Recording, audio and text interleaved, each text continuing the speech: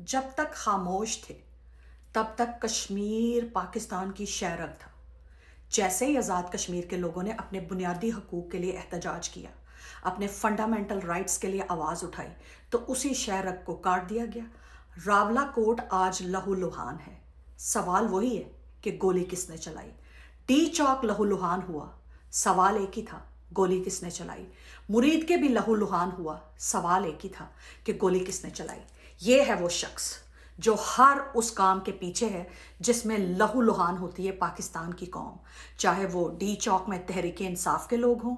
चाहे वो मुरीद के में तहरीक लब्बैक के लोग हों, या चाहे वो आज़ाद कश्मीर में रावला कोट के मुकाम पर कश्मीरी हों। ये वो चेहरा याद रखिएगा। मुल्क पाकिस्तान के अंदर हर खून रेजी, हर फिस्तायत, हर जबर, हर जुल्म, हर कत्ल व गारतगरी और हर किस्म की फैशिज्म के पीछे इस मनहूस का चेहरा है, इस जहनी मरीज़ का चेहरा है। बड़े बड़े जर्नैल पाकिस्तान में गुजरे हैं। मैंने बचपन से लेके स्कूल, कॉलेज और यूनिवर्सिटी तक के ज़माने में बड़े जर्नैल देखे हैं, मगर इस जहनी मरीज़ आसिम मुनीर खंजीर जैसा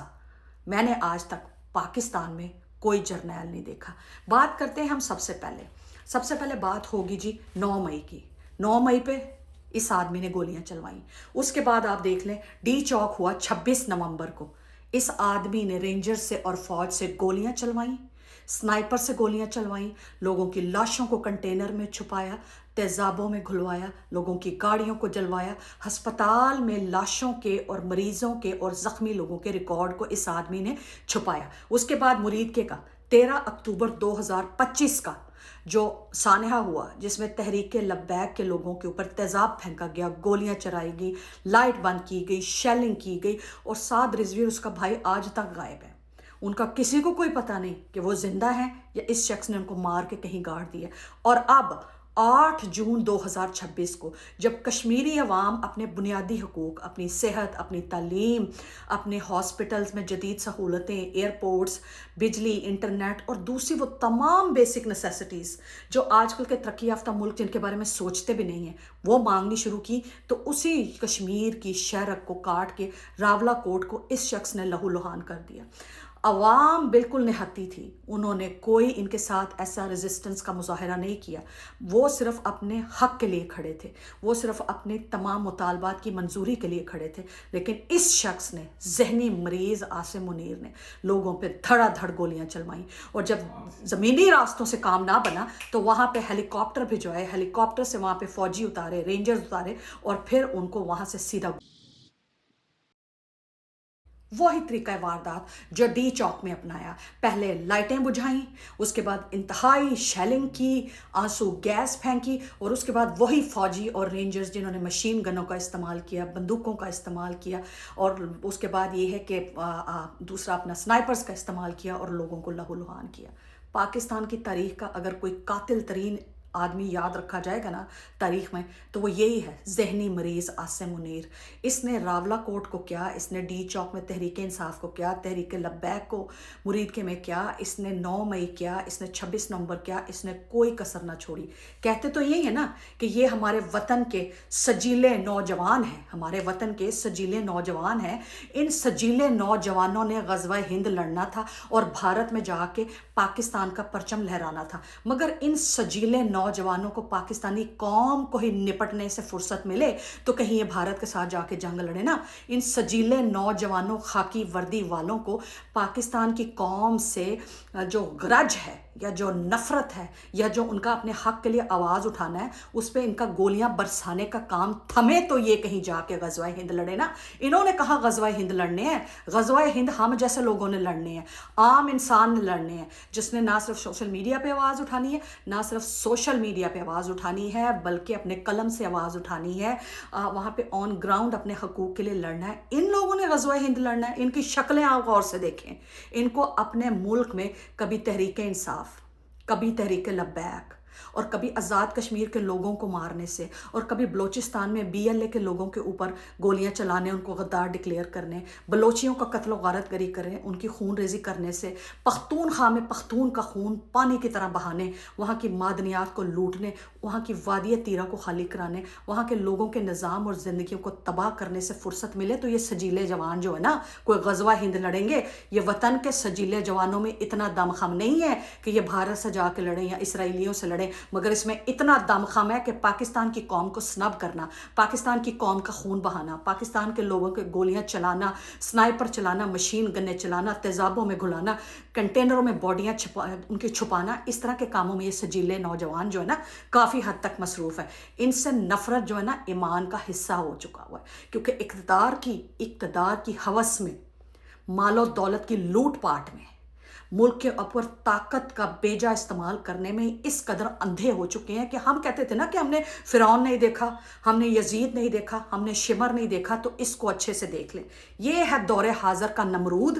یہ ہے اس دور حاضر کا شمر، اور یہ ہے اس دور حاضر کا یزید جو اپنے ملک کے لوگوں کے اوپر اپنی ہی فوج سے گولیاں چلواتا ہے۔ یہ لڑے گا غزوہ ہند، یہ لڑے گا بھارتیوں کے ساتھ۔ اس نے تو مقبوضہ کشمیر آزاد کروانا تھا نا، اس میں دم خم ہے کہ یہ مقبوضہ کشمیر آزاد کروائے؟ یہ مقبوضہ کشمیر آزاد نہیں کروائے گا، یہ آزاد کشمیر کے اوپر خود مقبوضہ بن جائے گا اور قبضہ کر لے گا اور کہے گا یہ ہے جی مقبوضہ کشمیر، جس کو ہم لوگوں نے آزاد کر لیا ہے اور جس پہ ہم نے غلبہ پا لیا ہے۔ ورنہ وہ والا مقبوضہ کشمیر جو پچھلے 80 سال سے نسل در نسل قربانیاں دے رہے ہیں اپنی آزادی کے لیے، آج وہ بھی یہ بات کہنے پہ مجبور ہو گئے ہیں کہ ہمیں پاکستان کے ساتھ شامل نہیں ہونا، ہمیں اپنی خود مختاری، اپنی آزادی، اپنی سالمیت انڈیپینڈنٹلی چاہیے۔ اور یہی شخص جو ہے نا پاکستان کو توڑنے پہ لگا ہوا ہے۔ بلوچی غدار، سندھی غدار، پختونخوا غدار، پنجاب میں تحریک انصاف اپنے حقوق کے لیے نکلی، اپنے الیکشن کے لیے نکلی، وہ غدار۔ اب آزاد کشمیر کے لوگ اپنے حقوق کے لیے نکلے تو وہ غدار۔ تو سب سے بڑا ایماندار تو یہی ہے، یہ تو آسمان سے اترا ہوا نعوذ باللہ معاذ اللہ استغفر اللہ کوئی فرشتہ ہو گیا، نعوذ باللہ معاذ اللہ استغفر اللہ یہ کوئی پیغمبر ہو گیا کہ یہ سر سے لے کر پاؤں تک دودھ کا دھلا ہوا ہے، مانو نعوذ باللہ معاذ اللہ استغفر اللہ غلاف کعبہ بھی یہ پہن کے آ جائے نا، یا آب زمزم سے بھی نعوذ باللہ معاذ اللہ استغفر اللہ نہا کے آ جائے، تو اس نمرود اور یزید نے جتنے پاکستانی لوگوں کے خون بہائے ہیں اور اس کے ہاتھوں پہ جتنے پاکستانی لوگوں کا خون ہے نا، اللہ تعالیٰ کی ذات اس کو اور اس کی 7 نسلوں کو ایسا تڑپا کے، ترسا کے، لرزا کے مارے کہ آنے والی قوم اور آنے والی نسلوں کے لیے یہ اور اس کا پورا خاندان اور اس کے ساتھ جو شامل ہے، مسلم لیگ، نیتن یاہو نواز، اسرائیل پسند جماعت، زرداری بیماری، ڈاکو فرعون نما، کرپٹ اسٹیبلشمنٹ، ڈیزل ڈمپسٹر اور تمام چندی چور مفاد پرست سیاسی جماعتیں جو اس کا ساتھ دے رہی ہیں آج آزاد کشمیر کے خلاف، جنہوں نے ماضی میں ساتھ دیا ڈی چوک میں تحریک انصاف کے خلاف، جنہوں نے ماضی میں ساتھ دیا تحریک لبیک کے خلاف ایکشن کرنے میں، مرید کے میں، انشاءاللہ تعالیٰ ان سب کو اللہ تعالیٰ کی ذات نست و نبود کریں گے، تباہ کریں گے، برباد کریں گے، فنا کریں گے، اور رہنے والی دنیا کے لیے اور آنے والی دنیا کے لیے ان کو ایک مثال بنا کے رکھیں گے کہ اس کو دیکھو اور ان سے عبرت حاصل کرو اور رب سے ڈرو، کیونکہ جب رب کی لاٹھی چلتی ہے نا تو وہ ایسے بڑے بڑوں کی منجیوں کے نیچے ڈانگ پھیر دیتی ہے۔ انہوں نے سجیلے جوانوں نے ساری زندگی ٹرک کی بتی پہ لگا کے رکھا۔ اگر اپنے ملک کو بچانا ہے، اگر اپنی قوم کو بچانا ہے، اپنے پاکستان کو ٹوٹنے سے بچانا ہے تو ان کو گرانا ہے،